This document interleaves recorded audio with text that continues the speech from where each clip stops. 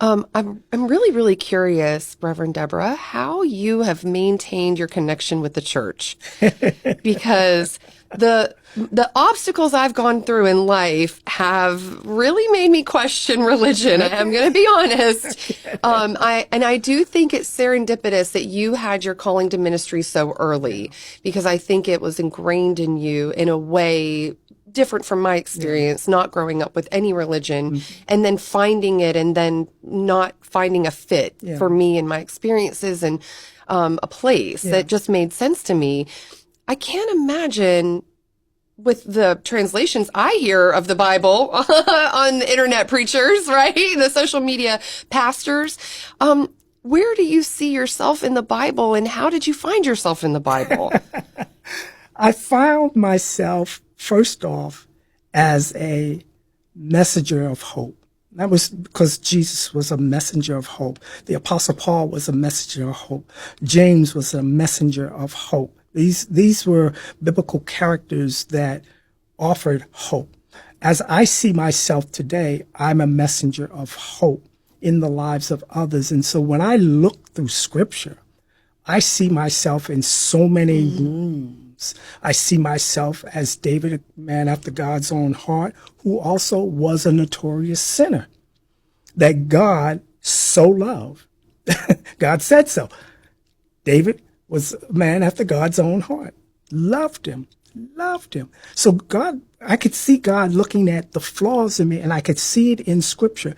And Matthew chapter 19 is one of them. Seeing the four Gospels, seeing how Jesus operate, that again I was able to identify, to see the plight of a persecutor in Saul, who became Paul, who was a persecutor of the Christian faith and the believers, became a follower when something awestruck hit him and recognized that this is my belonging place. To do what? To spread a message of love, a message of hope, a message of opportunity. And I find myself throughout Scripture, that person in some form or another. With all 66 books, I can find me and journey through it. And this is what, during my darkest days, gave me great hope. If you read the book, you will find that there are quite a few poems, spiritual poems, quotation of Scripture that I drew back on because I knew my place in Scripture, that allowed me to remind myself that I belong here too. And I continue to remind people who want to throw bricks at trans-identified or LGBT community who actually are in ministry in some form or another, realizing that we're instruments of God as well.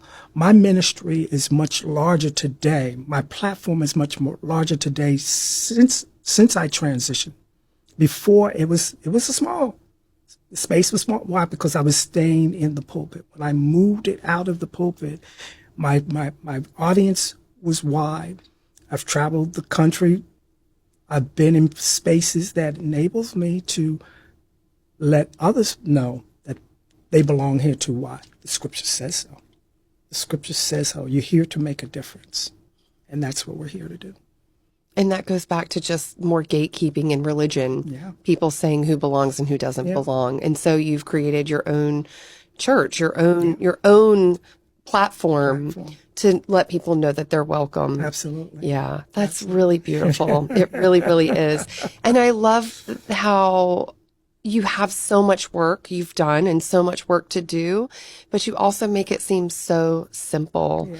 It's to have hope and find the hope and love yourself and find it within yourself and then build from there. Yeah.